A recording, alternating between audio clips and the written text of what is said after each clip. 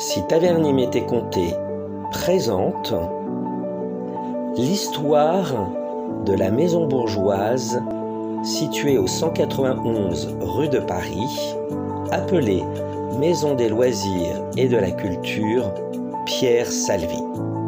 Partons à sa rencontre.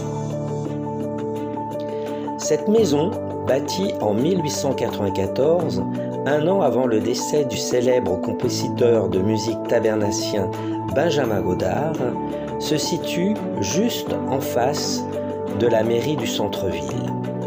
Maison bourgeoise de belle facture, mêlant la brique et la meulière comme nous pouvons le constater.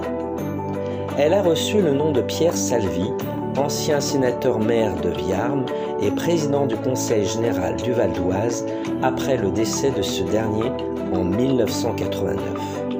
De nos jours, elle accueille des activités socio-éducatives et culturelles pour tout public. En dépit de la présence de nombreuses briqueteries dans la vallée de Montmorency, les maisons individuelles entièrement construites en briques sont relativement rares.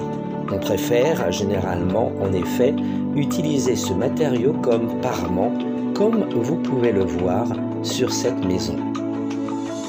Maison située au 191 rue de Paris, elle détonne car de nombreux corps de ferme se trouvent à proximité.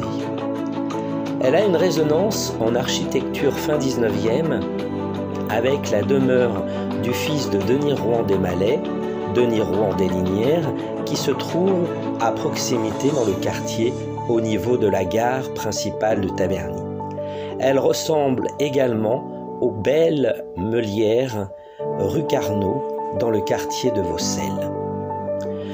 Côté parc, la maison s'ouvre sur une porte d'entrée au-dessus d'un perron surmonté d'une marquise qui, au-dessus, se trouve une niche qui devait contenir une statue.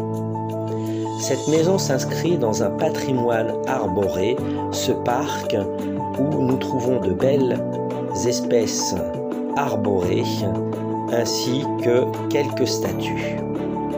Le toit est à la mansarde et composé d'ardoises avec de grandes cheminées parées d'épis de faitage.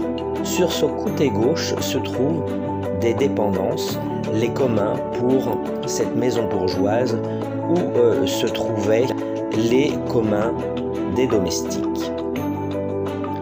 Cette maison fin 19e reprend les codes architecturaux du château de Boissy qui préfigure la maison moderne que nous trouvons actuellement.